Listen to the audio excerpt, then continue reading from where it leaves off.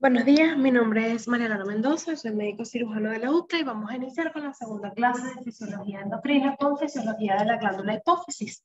¿Se recuerdan de la primera clase? La hipófisis es una glándula que participa en todos los ejes de regulación endocrina y hoy vamos a profundizar un poco más sobre su estructura y su función. Entre los objetivos específicos tenemos señalar la composición y funciones de las hormonas de la adenohipófisis, hormona de crecimiento, prolactina, hormona folículo estimulante, hormona luteinizante, hormona estimulante de la tiroides y hormona corticotropa, describir los efectos biológicos de las hormonas de la adenohipófisis, describir la regulación de la secreción de las hormonas de la adenohipófisis, señalar la composición y funciones de las hormonas de la neurohipófisis como oxitocina y hormona antidiurética, diferenciar los efectos biológicos de las hormonas de la neurohipófisis y describir los mecanismos de regulación de la secreción de las hormonas de la neurohipófisis. Entonces vamos a hablar de las generalidades de la hipófisis o glándula pituitaria. Entonces la glándula pituitaria o hipófisis, recuérdense que está dividida en dos, en hipófisis anterior o adenohipófisis y hipófisis posterior o neurohipófisis.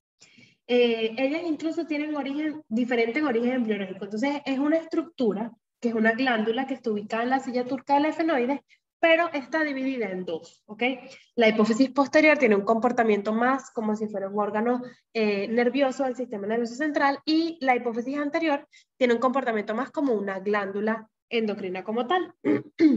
La hipófisis anterior se conecta mediante la eminencia media por un sistema portal, un sistema de vasos porta, que comunica directamente el hipotálamo con la hipófisis, ¿sí? Es de tipo endocrino, ¿ok? Y mientras que la neurohipófisis o hipófisis posterior se va a conectar con el hipotálamo a través de el tallo hipofisiario por una conexión de tipo neural, ¿ok? Las neuronas que participan, que secretan las hormonas en la neurohipófisis están ubicadas, su soma está ubicado en el hipotálamo y es el axón el que viaja hasta llegar a la neurohipófisis. Entonces vamos a hablar primero de la hipófisis anterior o adenohipófisis. Esta es una glándula que está compuesta por 5 tipos de células endocrinas que van a secretar 6 hormonas principales y otras hormonas menos importantes, ¿ok? Entonces tenemos a las células somatotropas que representan entre el 30 y el 50% de la glándula, ¿verdad? Y secretan hormona de crecimiento y somatotropina, que es un análogo de la hormona de crecimiento. La hormona de crecimiento, su órgano efector van a ser en general los músculos, los huesos y casi que todos los órganos del cuerpo, ¿ok? Las células corticotropas representan aproximadamente entre el 10-20% de la glándula y secretan ACTH o hormona estimulante de la glándula suprarrenal. También secretan unas hormonas menos importantes como la hormona estimulante de los melanocitos, beta-endorfina y otras porque estas se secretan, la ACTH se secreta como una prohormona bastante grande y que se llama propio melanocortina. Cuando esta propia melanocortina se corta, se escinde para formar la ACTH, también se escinde en otros lugares y se van secretando hormonas menos importantes, pero que sí están presentes y a veces incluso podemos ver esas manifestaciones clínicas, ¿ok? También tenemos las células gonadotropas, ¿verdad? Que van a secretar LH y FSH, que su órgano efector va a ser el ovario, ¿ok? Entonces, células lactotropas van a secretar prolactina, ¿sí? Estas representan más o menos el 5 al 10% de la glándula, y la prolactina tiene que ver con la maduración de la glándula mamaria y la síntesis y secreción de leche materna. Y las células tirotropas representan más o menos el 5%, secretan TSH, y que es la hormona estimulante de hormona tiroidea, que por supuesto su órgano efector es la tiroides. Entonces vamos a hablar de los ejes, ¿sí? Tenemos hipotálamo, que está representado por todas estas hormonas que están en rosado, hipófisis, que está representado por todas estas hormonas que están en blanco, y el órgano efector que está como en anaranjadito, ¿ok? Entonces, en el hipotálamo se va a secretar GHRH, ¿verdad? Que va a estimular a las células somatotropas, o somatostatina, que va a inhibir a las células somatotropas, ¿verdad? Y estas células somatotropas de la hipófisis van a secretar hormona de crecimiento y esto va a los músculos, los huesos, etc. ¿Ok? Ese es el eje hipotálamo, hipófisis, hormona de crecimiento, ¿sí? Después viene el eje hipotálamo, hipófisis, glándula suprarrenal, que tiene que ver con, la secreción de CRH o hormona estimulante de corticotropina por el hipotálamo. Esto va a estimular a las células corticotropas para que secreten ACTH Y la ACTH va a estimular a la glándula suprarrenal, particularmente a la corteza, para que secrete cortisol, aldosterona y principalmente, pero también andrógenos, ¿ok? El eje hipotálamo, hipófisis, gónada, ¿verdad? Entonces tiene el hipotálamo secreta la GnRH, hormona estimulante de células gonadotropas, que va a estimular en la hipófisis, en la adenopófisis a las células gonadotropas que van a secretar LH y FSH, que van a estimular a la gónada, sea ovario o sea testículo, para que secreten otro tipo de esteroides, andrógenos o estrógenos, dependiendo del caso, ¿ok? Las células lactotropas son interesantes porque en el hipotálamo se secreta dopamina. Y la dopamina no estimula a las células lactotropas, sino que todo el tiempo las está inhibiendo. Esta es la única que no se regula por estimulación, sino por inhibición. El hipotálamo secreta dopamina, la dopamina viaja a la adenopófisis e inhibe las células lactotropas para que no secreten prolactina. Obviamente, si se necesita la secreción de prolactina, por ejemplo, en una madre que va a lactar, entonces ya se deja de secretar dopamina y esto no se inhibe, sino que se estimula, ¿sí? Y luego el eje hipotálamo-hipófisis tiroides, que en el hipotálamo se secreta hormona estimulante de las células tirotropas o TRH. Esto va a estimular a las células tirotropas para que secreten TSH y la TSH va a ir a la glándula tiroides para que se secrete T3 y T4. Yo les dije más o menos la proporción de estas hormonas, ¿verdad? Pero la adenopófisis tiene unas células que se llaman folículos estrelladas que van a secretar factores paracrinos para regular el crecimiento y la función de las células secretoras. Entonces se va a ajustar la proporción de estas células en respuesta, o sea, para satisfacer las exigencias hormonales según el sexo y según el momento de la vida. No es lo mismo, una mujer que está lactando va a tener más células lactotropas que una mujer que ya no está en periodo fértil, ¿ok? Entonces vamos a hablar de la hormona de crecimiento. La hormona de crecimiento es una hormona peptídica de 191 aminoácidos, que es familia de la prolactina.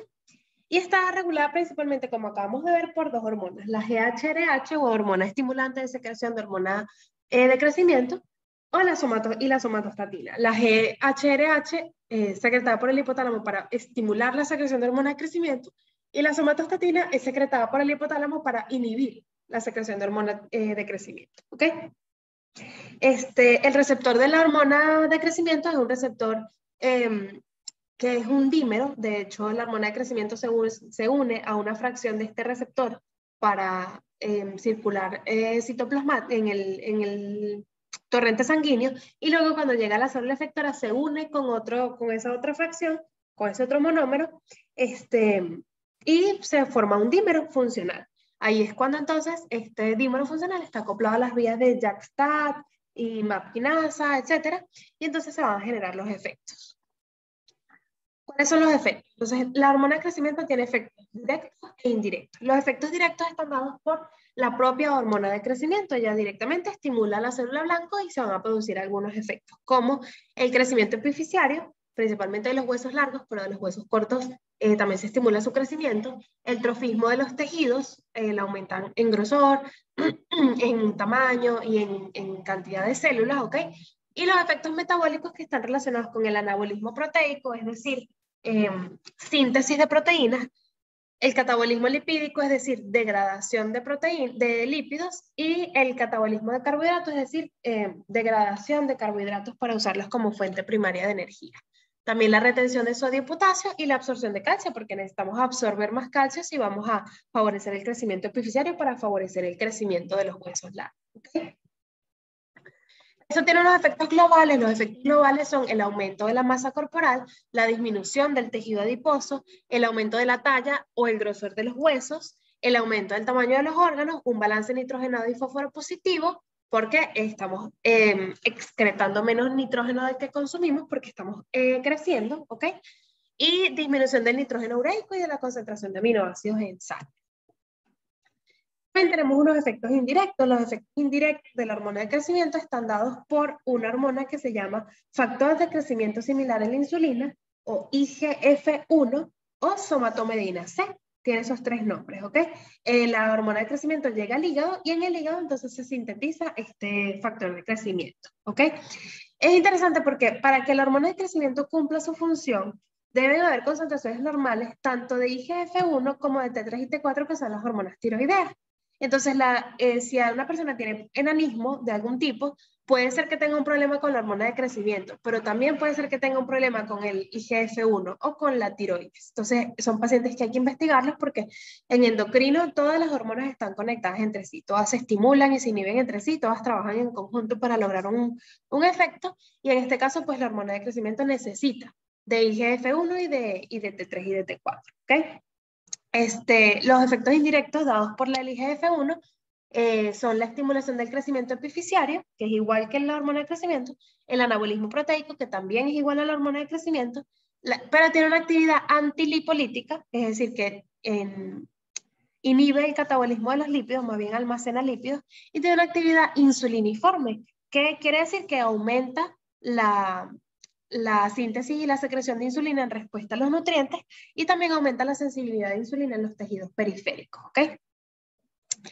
¿Qué pasa? Estos efectos son contrarios, pero al mismo tiempo, pues también sirven para limitar los efectos directos de la hormona de crecimiento, que a veces son un poquito diabetógenos, porque es hiperglucemiante y además disminuye la sensibilidad de la insulina a los tejidos periféricos, ¿ok? Entonces, el IGF-1 es muy bueno en ese sentido. También hay que recordar que por lo menos la hormona de crecimiento se metaboliza en 20 minutos. Entonces es un metabolismo muy rápido. En cambio, el IGF-1 se metaboliza aproximadamente en 20 horas. Entonces los efectos indirectos de la hormona de crecimiento son mucho más prolongados en el tiempo, ¿sí? El IGF-1 también participa en otras cosas, en las gónadas, por ejemplo. También tiene una retroalimentación negativa en el hipotálamo y en la hipófisis, pero estos efectos no son tan importantes como los que les acabo de decir. Nos vamos a concentrar principalmente en esos. Ok, entonces la regulación de la hormona de crecimiento, los factores que la estimulan va a ser la secreción de GHRH, hormona estimulante de la secreción de hormona de crecimiento, secretado por el hipotálamo mediante un mecanismo directo, el déficit energético, la hipoglicemia, porque es una hormona hiperglucemiante, la disminución de ácidos libres, porque ya más bien favorece todo lo contrario, el aumento de los aminoácidos para poder utilizar esos aminoácidos para el crecimiento, el ejercicio y el ayuno también favorecen su secreción. También el glucagón, la vasopresina, el sueño no REM, la levodopa, los estrógenos, los andrógenos y el estrés. Pero un estrés, vamos a decirlo sano, porque es un estrés no prolongado, ¿sí? Favorece la secreción de hormona de crecimiento. La inhibición de la hormona de crecimiento es principalmente por la somatostatina, secretada en el hipotálamo como un mecanismo de regulación directa. La hormona de crecimiento inhibe su secreción, es decir, la misma célula que secreta hormona de crecimiento tiene una comunicación autocrina que dice, epa, ya secretaste hormona de crecimiento, no secretes tanto porque te vas a volver loca. La somatomedina C o IGF-1, porque bueno, si ya estamos secretando IGF-1 es porque ya secretamos hormona de crecimiento y no necesitamos más. Progesterona, cortisol, el sueño REM, la hiperglicemia, el aumento de ácidos grasos libres.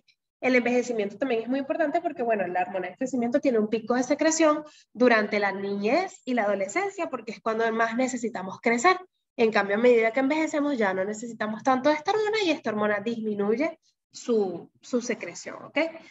La obesidad y el estrés y el trauma psicológico crónico, ¿ok? Los niños que tienen un estrés crónico y trauma psicológico no crecen porque se inhibe la secreción de hormona de crecimiento. Bueno, espero que les haya quedado claro. Vamos a continuar con la neurohipófisis o hipófisis posterior. Esta parte de la hipófisis secreta dos hormonas. Una de ellas es la hormona antidiurética, que ya la vieron cuando vieron las clases de fisiología renal, ¿verdad? Ella está relacionada, sus funciones son la regulación del balance hidroelectrolítico y es un potente vasoconstrictor también. Entonces participa en el control de la excreción de agua en la orina, regulando la concentración hídrica de los líquidos corporales. Entonces se secreta cuando la osmolaridad del plasma aumenta o cuando la presión arterial o la volemia disminuye. Esos son los estimulantes de la secreción. Y se inhibe la secreción cuando la osmolaridad del plasma disminuye o cuando la presión arterial o la volemia aumenta. También el frío y el alcohol llaman la atención, que inhiben la secreción de ADH o de vasopresina Y por eso es que cuando bebemos mucho alcohol, orinamos, o cuando hay frío, orinamos a cada ratico porque, bueno, la ADH está inhibida. Entonces, para recordar, la función de la ADH es que ella se une a su receptor B2 en el túbulo distal del riñón y cuando se une a este receptor, moviliza unas vesículas que contienen aquaporina 2 para que éstas se expresen en la membrana, y cuando se expresa en la membrana la aquaporina 2, entra agua y arrastra sodio, entonces absorbemos más sodio y más agua, y con eso aumentamos la presión arterial, aumentamos la volemia y disminuimos la osmolaridad del plasma. ¿Ok? Bueno, finalmente vamos a hablar de la oxitocina, que si la conocen como la hormona del amor, ¿verdad? Las funciones de la oxitocina es la concentración del útero gestante. Esto es muy útil en caso de las mujeres en el trabajo de parto, porque primero, cuando están durante el trabajo de parto, la oxitocina viene en presentación intramuscular y endovenosa como una solución inyectable, y entonces se le inyecta a la paciente, se contrae más el útero, las contracciones de parto son más efectivas, y entonces aceleramos el trabajo de parto, ¿ok? También en el posparto inmediato, cuando el bebé ya salió, pero la placenta todavía no ha salido, se favorece la contracción del útero, se inyecta oxitocina para favorecer esa contracción del útero, expulsar la placenta, y además, si hay sangrado después, porque todavía no se ha terminado de contraer el útero, se inyecta oxitocina para cesar ese sangrado. Entonces, de verdad, la oxitocina es demasiado útil en ginecología y sala de partos. También favorece la expulsión de leche materna, facilita el transporte de los espermatozoides para facilitar la concepción, y le dicen la hormona del amor porque regula la conducta social, promueve los lazos afectivos, que también es muy importante en el caso del parto, reduce el nivel de la ansiedad y también favorece el sistema de recompensa. ¿Okay? Bueno, muchísimas gracias por prestarme atención. Si tienen alguna pregunta, me pueden escribir al 0412-265-8718. Y recuerden que la próxima clase es de fisiología de la glándula tiroides. ¡Feliz día!